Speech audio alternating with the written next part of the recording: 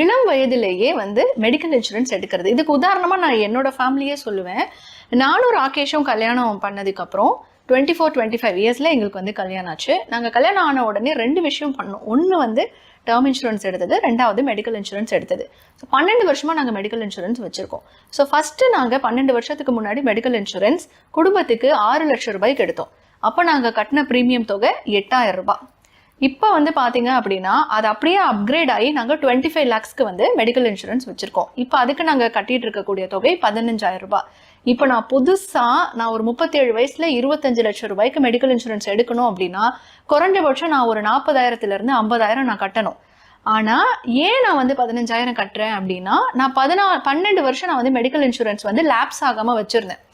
அந்த மெடிக்கல் இன்சூரன்ஸில் என்னோட பிரசவ செலவு அது எல்லாமே வந்து அதில் கவர் ஆச்சு. அண்ட் எனக்கு டெங்கு வந்தது. 1 week நான் ஹாஸ்பிட்டலைஸ் ஆயிருந்தேன். அதுலேயும் வந்து கவர் ஆச்சு. இப்போ என்னோட குடும்பத்தில் எடுத்துக்கிட்டால் எல்லாருக்குமே மெடிக்கல் இன்சூரன்ஸ் இருக்குது. என்னோட மாமனார் மாமியாருக்கு தனியாக மெடிக்கல் இன்சூரன்ஸ் இருக்குது, அப்பா அம்மாவுக்கு தனியாக மெடிக்கல் இன்சூரன்ஸ் இருக்குது, எங்கள் ஃபேமிலிக்கு தனியாக மெடிக்கல் இன்சூரன்ஸ் இருக்குது. ஹாஸ்பிட்டல் அட்மிட் ஆகி நீங்கள் உங்களோட ட்ரீட்மெண்ட் எல்லாம் முடிச்சு நீங்கள் வெளியில் வரும்போது பணத்துக்காக நீங்கள் போய் யார்கிட்டையும் நின்றுட்டு இருக்க முடியாது, கடன் கேட்க முடியாது. ஐயோ இந்த பணம் இல்லாததுனால நம்ம அன்புக்குரியவர்களை காப்பாற்ற முடியாமல் போயிடுச்சுன்னு அந்த குற்ற உணர்வு உங்களுக்கு பயங்கரமாக இருக்கும்.